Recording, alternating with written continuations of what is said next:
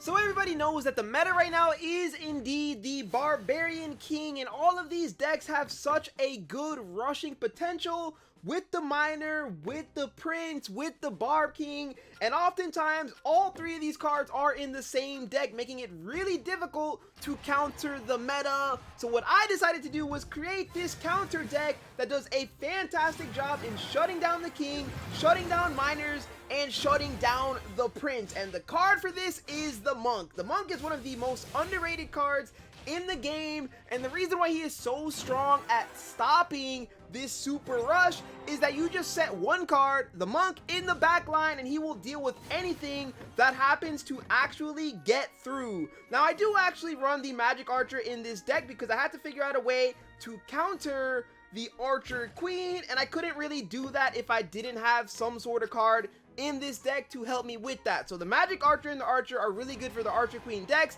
The Giant Skeleton and the Monk do a great job against the meta cards, and we just dominate every other deck outside of that. Now have a look here, right? He's just trying to rush in. I know his Prince did a good job at shoving our Monk into the corner so he actually couldn't move, but even with all that happening, I feel like we still turn this around because the Monk has the knockup, but unfortunately he did end up using it on the healer, so we'll lose that round there.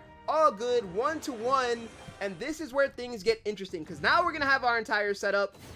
We shall actually go with, I don't believe I've seen a Miner out of him yet, so we'll go with the double Prince right here, and we'll get down our Magic Archer as well. And to counter the meta, you also want to make sure that you put we'll just send two Princes to the back, that's fine. I ended up keeping my elixir because I was thinking of what I was going to say, but I think we win this round regardless. We have all 6 of our troops up, so in order to counter, you want to make sure you put double tank in the front line so that if the Prince does happen to knock one of your cards back, it doesn't get all of your cards, because the issue is when that Prince knocks that first card back, he gets a through ball into your juicier units, and then they can't do anything about it except just die, because the Prince is a very strong card. So even without dropping all of our upgrades, able to win that round. So for this third round here, I actually want to make sure that we get our Archer to get a couple of buffs here, and we shall go with the Giant Skeleton to get, I should have went only 1-star Archer, but we'll go with a larger area for the Giant Skeleton, and we'll put, actually, you know what, we'll put our Prince over here because I don't think he's going to send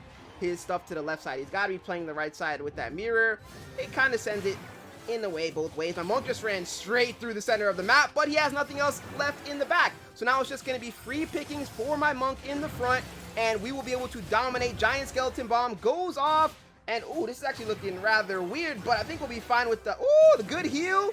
Can the Magic Archer clutch? The Archer, can she clutch? Oh my gosh, what a clutch play from the Archer. Into the second game, we're going up against a Shield Maiden deck. So the Shield Maiden, Monk loves to eat the Shield Maiden for breakfast, lunch, and dinner. And the reason for that is he has the ability to knock her up. This is really good for putting her down easily. Other cards that have to sort of continue to chip away at her will take a lot of damage, but that knockup can sometimes come in at crucial moments, putting her into the sky before she can actually get her ability off. I think this is Exhibit A right here, right? She gets the full ability, but she's not able to get it off right away, and the Monk's able to put her on her back. No ability used there, and the Barbarian is just having a rough time with the Knight because the Knight, once he gets his shield up, Barbarian's not going to be doing any damage to him, and it's going to be free pickings. But it is look like he is running a very, very Siege-style decks, right? The Archer Queen and the Shield Maiden are usually Siege-style decks, and that is the reason why I am running the Archer and the Magic Archer. So we'll see if he has a counter right now with, like,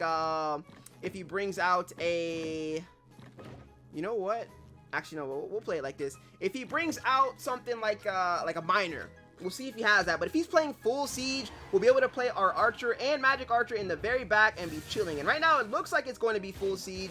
He hasn't played anything extreme yet, and the Prince is just able to get through to the back. He doesn't get the damage off, or he doesn't take down the Barbarian, but the Archer's still getting tremendous value. And Mega Knight should go down. Yep, nice. Monk's gonna get a nice ability off as well. And then the Archer and Magic Archer got free pickings on this Lumberjack. That'll be a 2-0 lead. So we'll see if the Siege deck is the truth, because usually by round 3, that's when they get the entire setup, and that's when you have to start to worry. But nonetheless, we do have a lot of good cards in our deck, and now we finally have the Magic Archer, or the Archer, able to attack 2 targets in the very back. And like I said, I still haven't seen him send anything to the back. I'm still going to play it safe just in case he does have a Miner or a Prince. We don't want to give him that free value on our backline, but if not, then after this round, if it's not a 3-0, we'll start placing our cards in the very back. So he does have the miner, which I figured he might. So the monk will not turn all the way around, but the miner is level 1. He took a very long time to place that miner, and we should be chilling. We should be chilling. Monk's gonna get a nice little knockup, and we are not chilling. So that's we are most definitely not chilling. I mean, we might be. No, we're not. We're not. There's way too many cards left. All right, well played, well played. So now we know he has the miner. We have to sort of play and adjust for that, which is not gonna be too hard to do.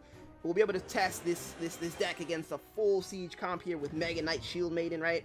But now we finally switch sides because I don't believe we've done that yet this game. And another thing I actually want to do is level up my prince, because he's sending himself to his death pretty much, and we have to make sure we keep him alive. And this time we'll put the monk in the full back corner. He doesn't have prince though, so I can low-key play up and give the monk more room to work around with. This way the monk for sure shuts down the prince, or the magic arch, or the miner, sorry, this time around. So the monk will turn around. I'm mixing up all the cards. The monk's turning around right away. Prince now has the pony on the field, and he's just gonna be a menace in the back, just knocking people up, giving them the stun, making it extremely annoying for them to do anything. Look at the little dude. He just running around stunning people. Look at the pony. Look at the pony going crazy. Like, poop. Like, no ability for you. No ability for you. She literally can't move. And the monk's going to finish her off, and that'll be a 3-1 win over the siege deck. So now we're up against another Barbarian King deck, and unfortunately, I was looking at the door because someone did knock, so I put my cards in all the wrong types of places. You know, the Giant Skeleton's got to be the one up front, giving us that extreme value, but it looks like either way we should be fine. Oh, nice. We kill him before he gets the buff off. This is a 2-star Barbarian going to work, but it's not going to be enough. We're able to put him off the map. Now this deck that he's playing is going to be very aggressive. I can already feel it. This is going to be a very good example of what you want to do against these Barbarian King decks. We have to get our archer down. Giant Skeleton, I'm down to buff him right away, get him that affecting a larger area, because we know all of his cards are going to just be flying at us. And I'm down to get our archer getting 1-star as well, just so that she can hit multiple targets. We'll see what he's playing though. He's going 3-star, so he's just really, he's got a toxic deck. He's got the healer as well. Oh my goodness. Oh my god, that Barbarian's gonna carry as well. That's the crazier part. Oh yeah. Oh, this is good. His deck is aggressive.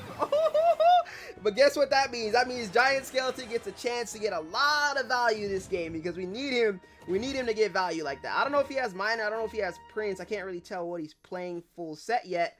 But I do want to get this boom damage up to level 2, even if that means us having to lose and hold a... Oh, yeah. We'll hold. I might even go level 3 later on, but I think... Do I do that now?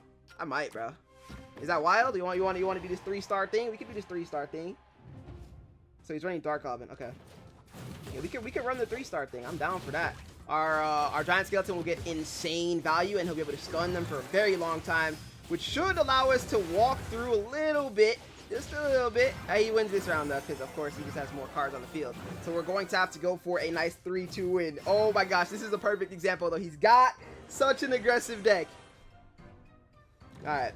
But luckily for us, it looks like he doesn't have any miners or anything to get to the back line. But unluckily for us, since we played all those crazy cards early on, then we do have to deal with the fact that we do not have our 6-man down. And even worse, we're going to have to upgrade our knight. So I'm down to go with it, though. We have no choice. Next round, we can go with the prince and the 2-star archer, and then we should be good to go. Yeah, he has nothing to penetrate. So now the magic archer gets a ton of value. Archer's going to get a ton of value. Giant Skeleton's going to drop the biggest bomb, and that should be good enough for us to win this round, I believe. Knight's actually going to get an incredible shield off, which is clutch. We needed that. Dice. Oh, the shield is just putting in so much work. I'm out here saying it's unlucky that we upgraded the knight. He clutched that round for us. The knight put it into work. And now it's time for us to bring out our 6th card. We continue to play this like this because he has no cards to actually come to our side of the map. I really hope they give us Prince in this reroll. If they do not give us the Prince, oh my goodness, thank everything. Giant Skeleton up for grabs, able to get the massive value that he does best. I'm going to trade both of these just in case he tries to play his cards a little bit better so the magic archer doesn't get incredible value.